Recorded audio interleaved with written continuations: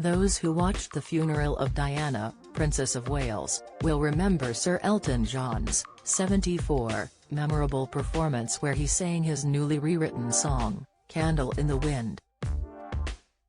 But it turns out there was some opposition from the royal household towards the new track, for fear it was too sentimental.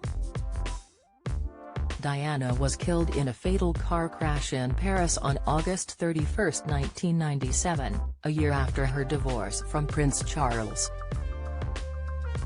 The lyrics had been rewritten as a personal tribute by Sir Elton, and was a defining moment alongside Earl Spencer's eulogy to his sister, in the funeral at Westminster Abbey watched by billions around the world.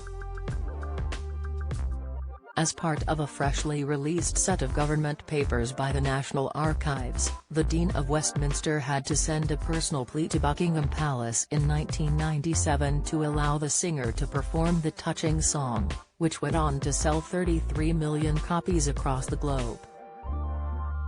Westminster Abbey had reportedly put a solo saxophonist on standby to perform the song, in case the palace refused to allow the performance to take place.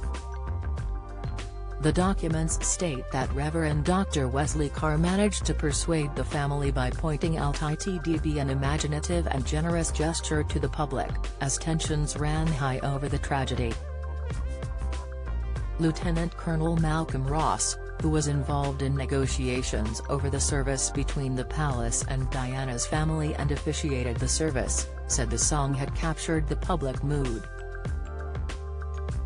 In a note to a senior member of the royal household, he wrote, "This is a crucial point in the service and we would urge boldness.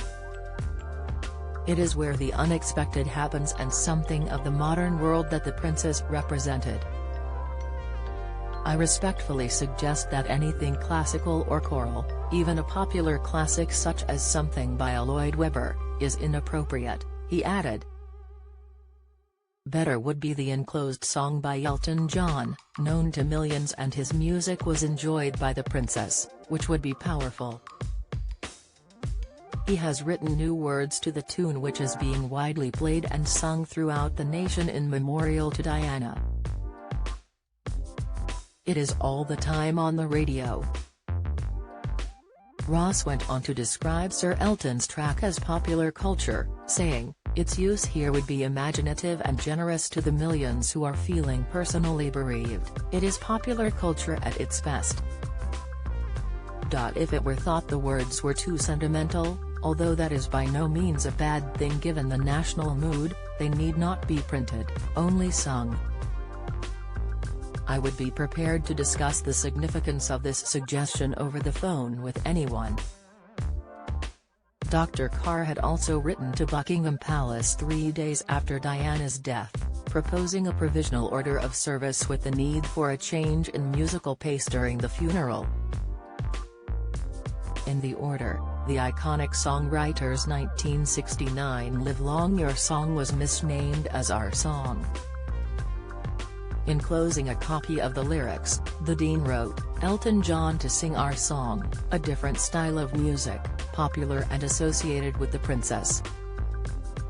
The documents do not make clear how the amended version of Candle in the Wind, also known as Goodbye England's Rose, became the preferred choice for the funeral. In his 2019 autobiography, Sir Elton recalled how he had received a phone call from Sir Richard Branson suggesting that he revise the lyrics after noticing that many of those writing in a book of condolence in St James's Palace were quoting the lyrics of the original song. It is understood that Candle in the Wind was the only song Sir Elton considered performing, believing that Branson's request had come with the support of the Spencer family.